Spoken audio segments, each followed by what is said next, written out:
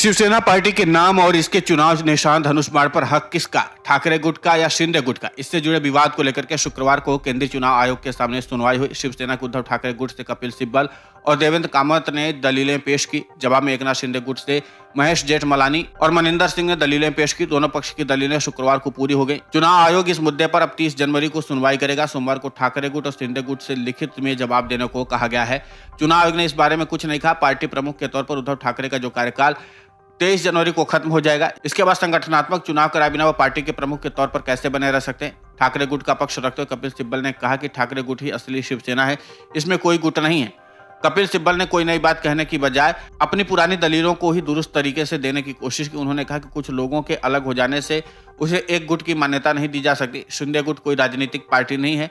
प्रतिनिधि सभा और जिला प्रमुखों की बात करें तो शिंदे गुट को नहीं बल्कि ठाकरे गुट को बहुमत है। चुनाव आयोग राष्ट्रीय कार्यकारिणी की मुद्दत बढ़ाए और संगठनात्मक फैसले लेने की उद्धव ठाकरे को इजाजत दी जाए। महेश जेठमलानी ने शिंदे गुट के पक्ष में यह दलील दी कि चुनाव चिन्ह का फैसला करने का अधिकार चुनाव आयोग का है। यह सुप्रीम कोर्ट के अधिकार क्षेत्र का मामला नहीं है, इसलिए चुनाव चिन्ह के मामले में चुनाव आयोग लोक प्रतिनिधियों के बहुमत को देखते हुए शिंदे गुट को शिवसेना का चुनाव चिन्ह दे।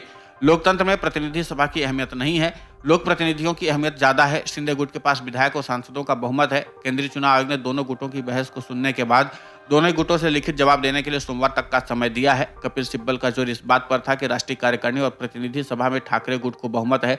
शिंदे गुट का जोर था कि प्रतिनिधि सभा के बजाय लोक प्रतिनिधियों का बहुमत अहम है, उनके पास विधायकों और सांसदों का बहुमत है। शिंदे गुट की दलील यह भी थी कि एकनाथ शिंदे मुख्य नेता के पद पर थे, ऐसे में राष्ट्रीय कार्यकारिणी का व्यवहार कैसे हो, यह उनका हक है।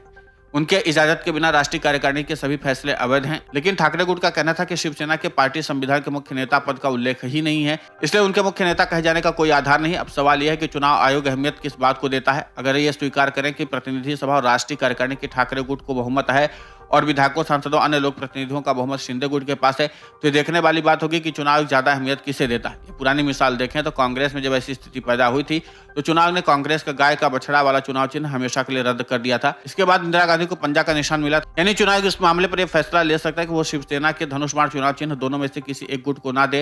हालांकि भी चुनाव आयोग ने दोनों ही गुटों के लिए एक एक नाम और चुनाव चिन्ह दिया हुआ है, लेकिन माना जा रहा है कि बीएमसी चुनाव से पहले चुनाव आयोग इस मामले का निराकरण कर देना चाहता है ताकि इस विवाद पर पूरी तरह से रोक लग जाए। लेकिन उद्धव ठाकरे गुट ने इस मामले पर अपना जवाब दाखिल करने के लिए कुछ समय मांगा था, जो चुनाव आयोग ने दे दिया था। लेकिन अब 30 जनवरी को चुनाव क्या फैसला देता है, यह देखना दिलचस्प होगा। फिलहाल इस मामले में दोनों ही गुट ने अपने अपने तरह की दलीलें दी हैं और दोनों ने ही अपने पक्ष को मजबूत बताया है। लेकिन इसमें सबसे अहम फैसला लेना है चुनाव आयोग को। चुनाव आयोग क्या फैसला लेता है, यह सबसे महत्वपूर्ण होगा और उसी के आधार पर अब इन दोनों ही राजनीतिक गुटों का अपना राजनीतिक भविष्य भी होगा। Video desk amarujala.com।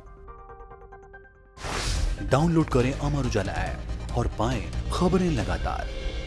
अगर आप ये वीडियो YouTube पर देख रहे हैं तो हमारे चैनल को सब्सक्राइब करें और बेल आइकन को दबाना ना भूलें। अगर आप Facebook पर ये वीडियो देख रहे हैं तो हमारे पेज को लाइक करें।